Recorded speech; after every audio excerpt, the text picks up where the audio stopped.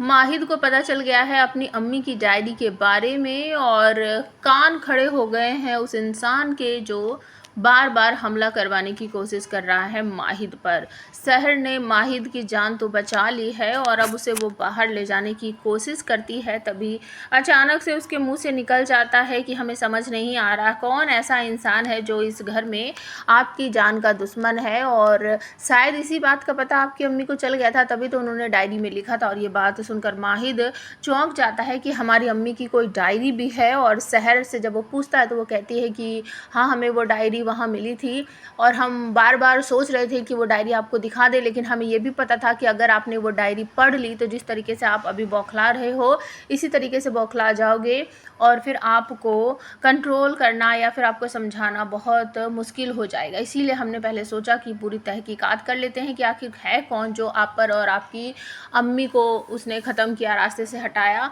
उसके बाद हम वो डायरी आपको देंगे। तो माहिद कहता है कि आपकी ऐसी कैसी हिम्मत हुई, आपका हमसे कोई मतलब नहीं है, आपका क्या हक है उस डायरी को अपने पास रखना। तो सहर कहती है कि भले ही आपका और हमारा कोई रिश्ता नहीं है, लेकिन हम चिंता फ़िक्र आपकी बहुत ज़्यादा करते हैं, वो हमारे दिमाग से जाती नहीं है। इसी फ़िक्र के चक्कर में वो डायरी हमने आपको नहीं दिखाई और वो डायरी हमारे घर पर है। तो माहिद कहता है कि ठीक है, चलो उस डायरी को लेकर आएंगे और हमें वो डायरी देखनी है, पढ़नी है। सहर कहती है कि ठीक है, यहाँ से बाहर चलेंगे तो हम वो डायरी आपको दे देंगे। और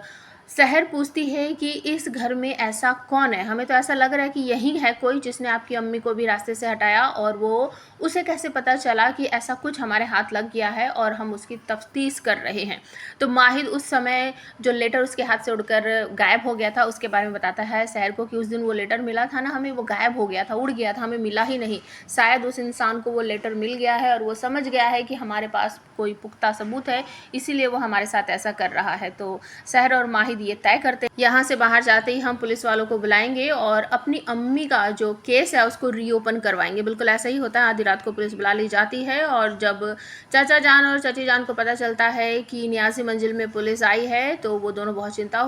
फिक्र हो जाते हैं और वो कहते हैं कि चलो चलो जल्दी से चलो, सबसे पहले उस नाचने वाली को हटाओ यहाँ से और उस खंजर को भी हटा दो ताकि किसी को इस बारे में पता ना चले। माहिर कहता है कि हम अपनी अम्मी का केस रीओपन करवाना चाहते हैं।